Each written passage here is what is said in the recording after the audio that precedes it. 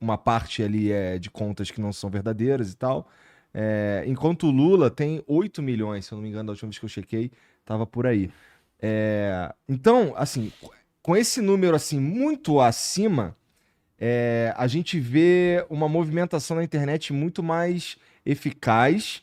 Isso a gente excluindo o lance das fake news, que são gigantes, tá? Assim, e eu me atrevo a dizer que de um lado e de outro, porque eu também já vi umas fake news de esquerda, e eu não tô dizendo que são fake news geradas pelo PT, também não tô dizendo que são fake news geradas pelo Bolsonaro. Aquela que a gente mostrou aqui, por exemplo, foi de algum maluco aí que fez, eu não Sim, consigo afirmar você que tá não tem ligado. controle mesmo. A É, verdade é é. essa. Então, cara, quando é que vocês começaram a olhar pra internet? Puta, tem um poder danado aqui. Tem um espaço pra eu falar. Porque eu acho, se eu fosse um candidato a alguma coisa, eu ia valorizar muito o tempo que eu tenho pra falar e ser ouvido. E a internet proporciona isso em abundância. E eu acho que a estratégia do outro lado, da galera que é oposição, à tua candidatura, por exemplo, eles são mais eficazes, cara. Eu acho. Vocês prestaram atenção nisso e estão tentando reverter? Tem alguma ideia Eu nesse acho que sentido? estamos, mas chegamos atrasados. Chegaram atrasados. Tranquilamente. A gente não tava atento para isso, na medida da urgência que isso exige, né? Uhum. Não estava. É, Eu acho que até hoje não está suficientemente atento, entendeu? aham. A gente não tem o domínio ainda. Então estão aparecendo essas figuras interessantes, né? Que sabem mexer com isso, dominam as ferramentas e têm uma postura mais progressista. Ou vieram a ter uma postura mais progressista, Aham. porque tem muita gente que está mudando de opinião, o que também é saudável, saber que as pessoas estão formando um juízo crítico sobre as coisas, né? Então tem essas personalidades da internet, gente que tem muito seguidor, né? E de parte a parte, né?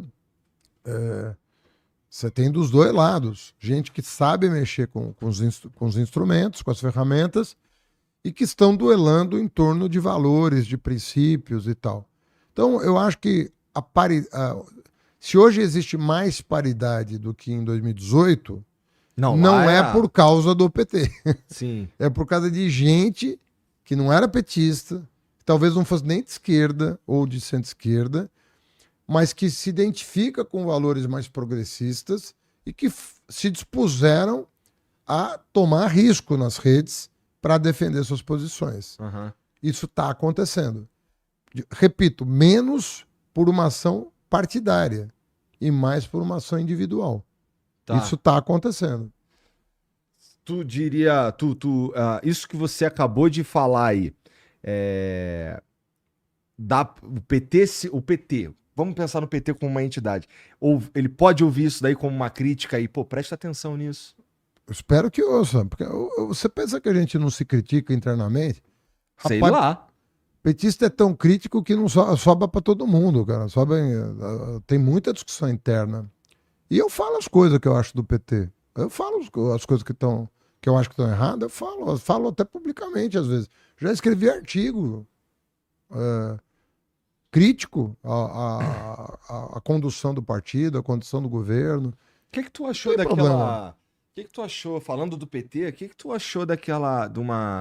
De uma parada que o Mano Brown falou num comício do PT? Falo no meu comício. Então, eu. Comício de Exato. encerramento de 2018. Eu achei aquilo ali muito pertinente, pra ser sincero, É. sabe? O que que você pensou daquilo ali? Olha, o que eu Ficou puto, pensei. né? Pô, caralho, baixou a vibe de geral. Não, mas o que eu pensei é o que eu falei na sequência, porque eu fui, depois que ele falou, eu acho que eu fui o segundo orador.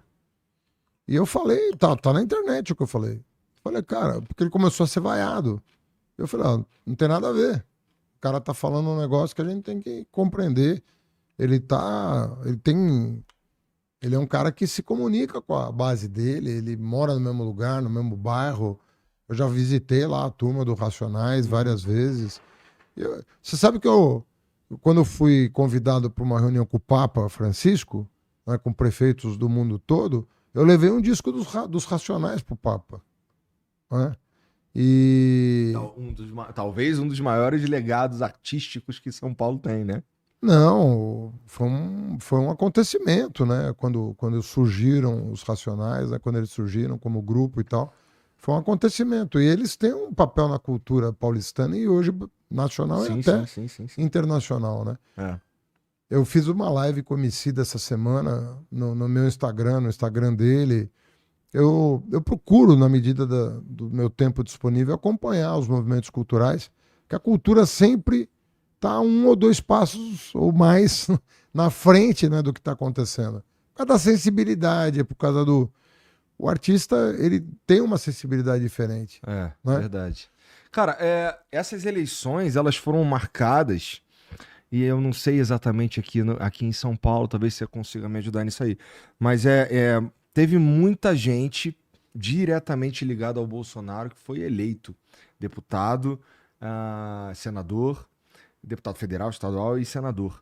É, seria vamos lá, vamos dizer que você ganha você ganha no domingo. É um desafio extra, cara, lidar com isso tudo e tal, ou em São Paulo o cenário é um pouco diferente? Acho que não, porque as pautas, eles na verdade às vezes são eleitos com pautas que só têm importância na época da eleição.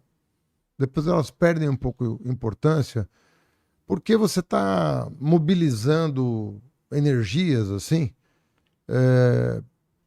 que se manifestam muito no período eleitoral por estímulo.